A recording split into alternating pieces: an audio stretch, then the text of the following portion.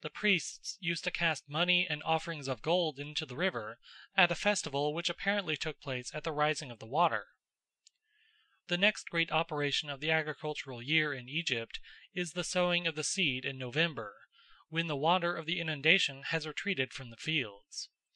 With the Egyptians, as with many peoples of antiquity, the committing of the seed to the earth assumed the character of a solemn and mournful rite. On this subject I will let Plutarch speak for himself.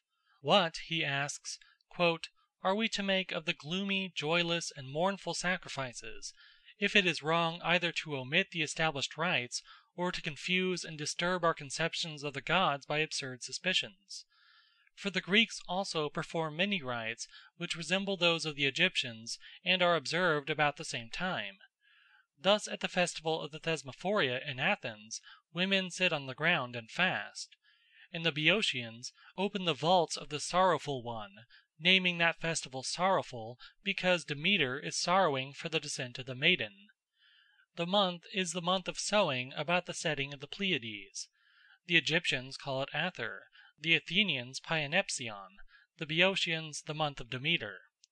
For it was that time of year when they saw some of the fruits vanishing and failing from the trees, while they sowed others grudgingly and with difficulty, scraping the earth with their hands and huddling it up again, on the uncertain chance that what they deposited in the ground would ever ripen and come to maturity.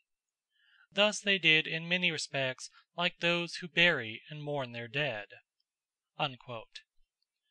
The Egyptian harvest, as we have seen, falls not in autumn but in spring, in the months of March, April, and May. To the husbandman the time of harvest, at least in a good year, must necessarily be a season of joy. In bringing home his sheaves he is requited for his long and anxious labours. Yet if the old Egyptian farmer felt a secret joy at reaping and garnering the grain, it was essential that he should conceal the natural emotion under an air of profound dejection. For was he not severing the body of the corn god with his sickle, and trampling it to pieces under the hoofs of his cattle on the threshing floor? Accordingly, we are told that it was an ancient custom of the Egyptian corn reapers to beat their breasts and lament over the first sheaf cut, while at the same time they called upon Isis. The invocation seems to have taken the form of a melancholy chant, to which the Greeks gave the name of Moneros. Similar plaintive strains were chanted by corn reapers in Phoenicia and other parts of Western Asia. Probably all these doleful ditties were lamentations for the corn god killed by the sickles of the reapers. In Egypt the slain deity was Osiris, and the name Moneros, applied to the dirge, appears to be derived from certain words meaning "come to thy house," which often occur in the lamentations for the dead god. Ceremonies of the same sort have been observed by other peoples, probably for the same purpose. Thus we are told that among all vegetables, corn, by which is apparently meant maize, holds the first place in the household economy and the ceremonial observance of the Cherokee Indians, who invoke it under the name of the Old Woman, in allusion to a myth that it sprang from the blood of an old woman killed by her disobedient sons.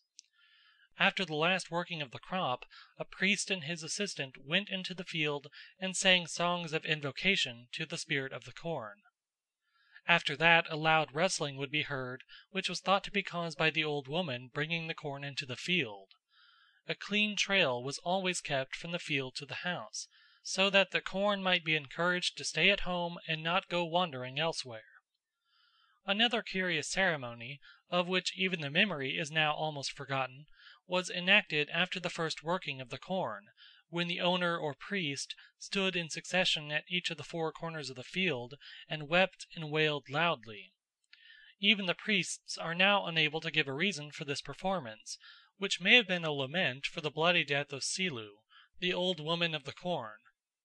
In these Cherokee practices, the lamentations and the invocations of the old woman of the corn resemble the ancient Egyptian customs of lamenting over the first corn cut and calling upon Isis, herself probably in one of her aspects an old woman of the corn.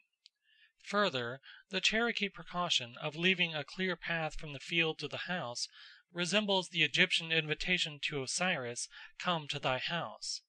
So in the East Indies to this day people observe elaborate ceremonies for the purpose of bringing back the soul of the rice from the fields to the barn. The Nandi of East Africa perform a ceremony in September when the Eleusine grain is ripening. Every woman who owns a plantation goes out with her daughters into the cornfields and makes a bonfire of the branches and leaves of certain trees. After that they pluck some of the Eleusine, and each of them puts one grain in her necklace, chews another and rubs it on her forehead, throat, and breast. "No joy is shown by the womenfolk on this occasion, and they sorrowfully cut a basketful of the corn which they take home with them and place in the loft to dry." The conception of the corn spirit as old and dead at harvest is very clearly embodied in a custom observed by the Arabs of Moab. When the harvesters have nearly finished their task and only a small corner of the field remains to be reaped, the owner takes a handful of wheat tied up in a sheaf. A hole is dug in the form of a grave, and two stones are set upright, one at the head and the other at the foot, just as in an ordinary burial. Then the sheaf of wheat is laid at the bottom of the grave, and the sheik pronounces these words: "The old man is dead." Earth is afterwards thrown in to cover the sheaf, with a prayer: "May Allah bring us back the wheat of the dead." Section 2. The Official Rites. Such then were the principal events of the farmer's calendar in ancient Egypt, and such the simple religious rites by which he celebrated them. But we have still to consider the Osirian festivals of the official calendar, so far as these are described by Greek writers or recorded on the monuments.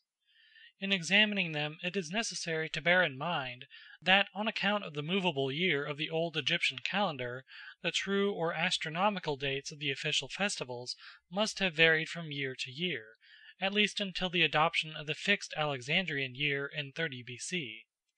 From that time onward, apparently, the dates of the festivals were determined by the new calendar, and so ceased to rotate throughout the length of the solar year. At all events, Plutarch, writing about the end of the 1st century, implies that they were then fixed, not movable, for though he does not mention the Alexandrian calendar, he clearly dates the festivals by it. Moreover, the long festal calendar of Esne, an important document of the imperial age, is obviously based on the fixed Alexandrian year, for it assigns the mark for New Year's Day to the day which corresponds to the 29th of August, which was the first day of the Alexandrian year, and its references to the rising of the Nile, the position of the sun, and the operations of agriculture are all in harmony with this supposition. Thus we may take it as fairly certain that from 30 B.C. onwards the Egyptian festivals were stationary in the solar year. Herodotus tells us that the grave of Osiris was at Sais, in Lower Egypt, and that there was a lake there upon which the sufferings of the god were displayed as a mystery by night. This commemoration of the divine passion was held once a year.